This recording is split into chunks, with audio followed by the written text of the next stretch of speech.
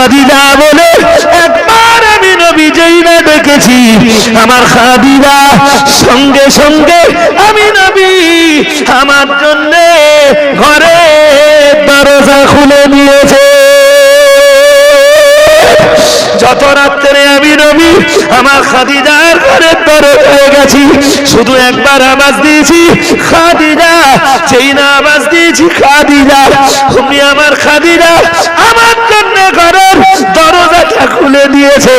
ও আমার বিবি আয়েশা, কোন একদিন আমি আমার খাদিজাকে ডেকে বলেছিলাম খাদিজা যতবার যত গভীর রজনীতে তোমার ঘরের দরজায় এসে আমি নবী তোমাকে খাদিজা বলে ডাকি সঙ্গে সঙ্গে তুমি ঘরের দরজাটা খুলে দাও খাদিজা।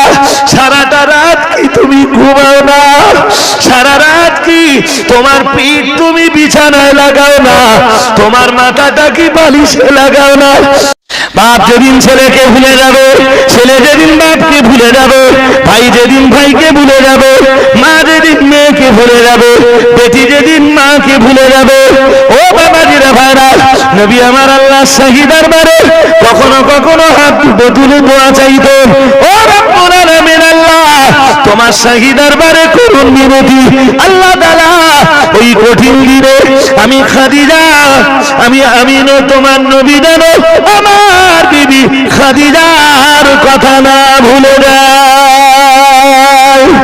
কোন একদিন জান্নাতুল মুআল্লায় দাঁড়িয়ে নবী আমার গভীর রাত্রি বেলা আল্লাহ শাহী দরবারে হাত দুটো তুলে দোয়া চাইছিলেন।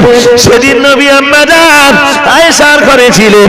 আম্মা জান আয়েশার ঘরটা ছেড়ে, ও বাবাজিরা ভাইরা, আম্মা জান আয়েশার ঘরটা ছেড়ে মদিনার জান্নাতুল বাকির কবর মাসিদের জন্য নবী হাত দুটো তুলে দোয়া চাইছিলেন।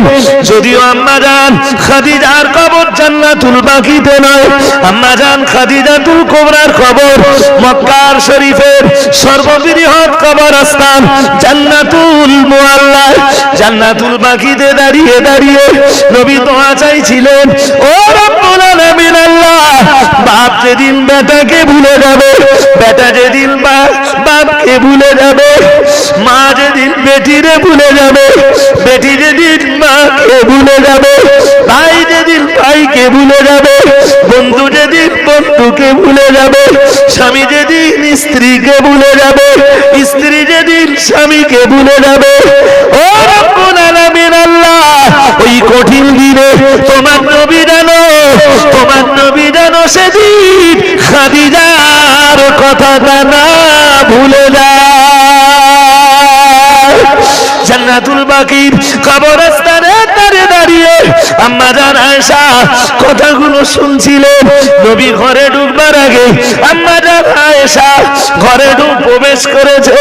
যেই না নবী দোয়া মোনাজাত শেষ করে কবরবাসীদের জন্য মাগফিরাতের কামনা করে রহমতের আবেদন করে যেই না নবী ঘরে ঢুকেছেন, আসসালামু আলাইকা ইয়া রাসূলুল্লাহ, আসসালামু আলাইকা ইয়া হাবিবাল্লাহ।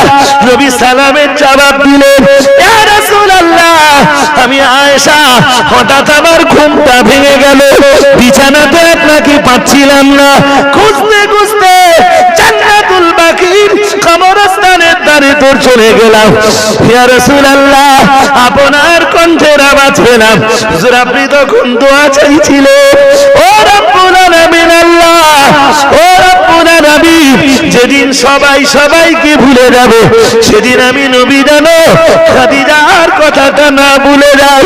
ইয়া রাসূলুল্লাহ ইয়া হাবিবাল্লাহ হুজুর আমরা এত সুন্দরী স্ত্রী হুজুর আমাদেরকে পাবার পরে খাদিজার কথা আপনার কেন এত মনে পড়ে? ও বাবাজিরা ভাইরা, নবী আমার আম্মা জান আয়েশাকে ডেকে বললেন, ও আমার বিবি আয়েশা তোমরা আমার সুখের দিনের স্ত্রী আর আমার খাদিজা আমি নবী আমার দুঃখের দিনের স্ত্রী।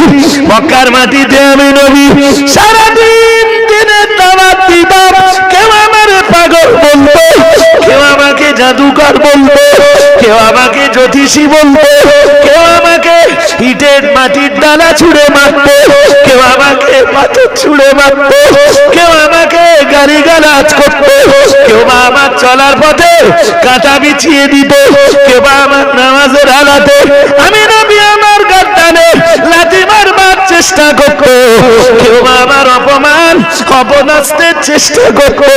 সারাটা দিন আমি নবী ক্লান্ত শ্রান্ত পরিশ্রান্ত হয়ে যেতাম। ক্লান্ত দেহটা নিয়ে গভীর রাত্রি বেলায় আমার খাদিজা ঘরের দরজায় দাঁড়িয়ে আমি নবী যেই না একবার শুধু বলেছি খাদিজা খাদিজা বলে, একবার আমি নবী যেই না ডেকেছি আমার খাদিজা সঙ্গে সঙ্গে আমি নবী আমার জন্য ঘরে দরজা খুলে নিয়েছে। যত রাত্রে আমি নবী আমার খাদিজার ঘরের দরজায় গেছি, শুধু একবার আওয়াজ দিয়েছি খাদিজা, যেই না আওয়াজ দিয়েছি খাদিজা, তুমি আমার খাদিজা আমার জন্য ঘরের দরজাটা খুলে দিয়েছে। ও আমার বিবি আয়েশা, কোন একদিন আমি আমার খাদিজাকে ডেকে বলেছিলাম, খাদিজা যতবার যত গভীর রজনীতে তোমার ঘরের দরজায় এসে আমি নবী তোমাকে খাদিজা বলে ডাকি, সঙ্গে সঙ্গে তুমি ঘরের দরজাটা খুলে দাও খাদিজা। সারাটা রাত কি তুমি ঘুমাও না? সারা রাত কি তোমার পিঠ তুমি বিছানায় লাগাও না? তোমার মাথাটা কি বালিশে লাগাও না?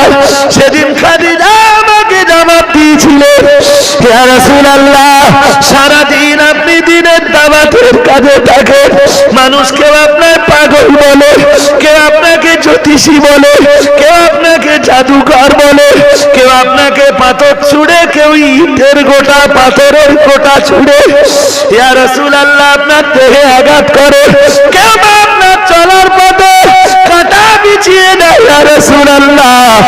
সারাদিন আপনি অত্যাচারিত, আপনি মাজলুম, সারাদিন মানুষ আপনাকে গালিগালাজ করে, মানুষের কাছে আপনি কষ্ট পান ইয়া রাসূলুল্লাহ। এত পরিশ্রম করে আপনি আমার ঘরের দরজায় এসে খাদিজা খাদিজা খাদিজা খাদিজা বলে ডাকবে, আমি খাদিজা আরামের ঘুম ঘুমিয়ে থাকবো। হুজুর আমার নবীর সামনে বেয়াদবি হয়ে যাবে, তাই যতক্ষণ আপনি আমার বাড়িতে না আসেন আমি খাদিজা বিছানায় পিঠ না লাগিয়ে, আমি আমার মাথাটা বালিশে না লাগিয়ে ঘরের দরজা বন্ধ করে দিয়ে ঘরের দরজার গায়ে পিঠ লাগিয়ে দিয়ে শুধু আপন